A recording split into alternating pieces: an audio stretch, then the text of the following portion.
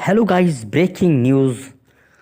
Car चोरी का जो मामला है तौसा शरीफ थाना रेतरा की हदूद जतवाला मंडी से शहरी की कार चोरी का मामला। तौसा शरीफ जतवाला मंडी मवेशियाँ जतवाला की मंडी पर शहरी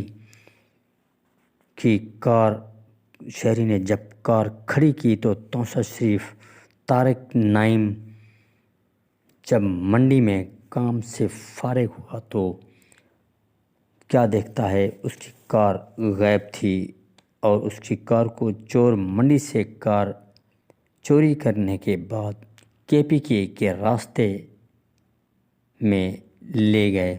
चोर ने त्रिमन टोल प्लाज़ा के करीब टोल प्लाज़ा पर टैक्स अदायगी भी की, जो कि सीसीटीवी फुटेज में देखा जा सकता है। रेतरा पुलिस ने मुलज़मान की तलाश शुरू कर दी और मुकदमा भी दर्ज कर लिया है।